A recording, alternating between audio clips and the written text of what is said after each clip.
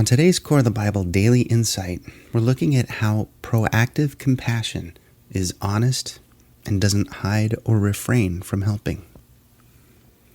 This comes from a couple of passages. The first one is Exodus 23, where it says, "If you come upon your enemy's ox or donkey that has strayed away, take it back to its owner. If you see that the donkey of someone who hates you has collapsed under its load, do not walk by. Instead, stop and help." A similar passage in Deuteronomy 22 says the following: "If you see your neighbor's ox or sheep or goat wandering away, don't ignore your responsibility. Take it back to its owner. If its owner does not live nearby or you don't know who the owner is, take it to your place and keep it until the owner comes looking for it. Then you must return it. And do the same if you find your neighbor's donkey, clothing, or anything else your neighbor loses. Don't ignore your responsibility.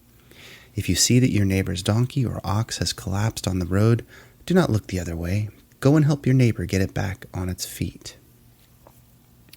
Now, most people will typically be available to help friends and loved ones in their time of need. However, one of the easiest things to do when a need from an anonymous individual becomes apparent to us is to pass by, or to turn the other way, or to simply ignore it. And we can justify this by any number of ways, saying we're not qualified to help, or we're not capable, or more commonly, we're on a schedule with no time for distractions. But the Torah, or instruction of God, makes no such distinctions. God removes anyone's justifications with a couple of choice phrases. For example, in the Exodus passage regarding one's enemies, God says the Israelites should not refrain from or leave undone the thing that needs to be done. And in the Deuteronomy passage regarding a brother, God says that one should not hide or conceal oneself from their need.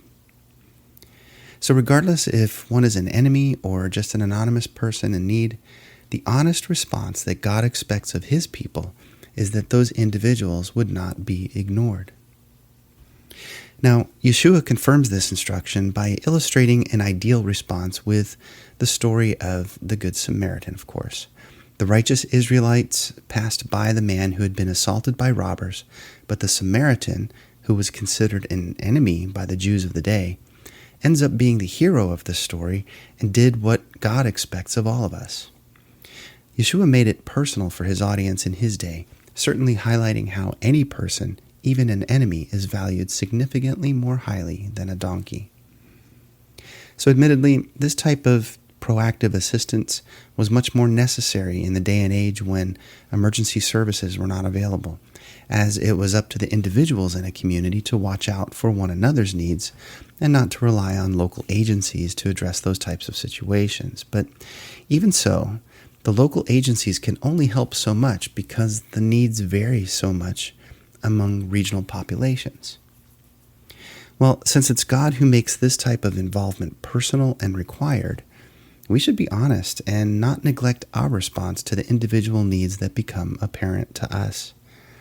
Many times, in an effort at charitability, we instead choose to focus on the anonymous movements to save the world in one fashion or another.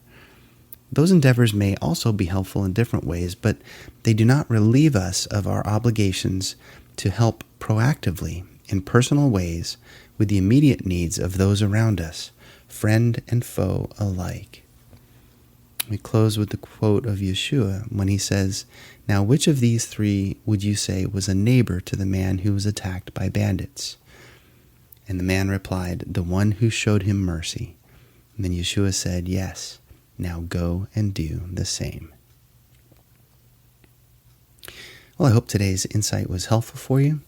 As always, please visit coreofthebible.org for hundreds of other Bible articles like these, along with other podcast episodes and videos. Thanks so much for listening today. Take care.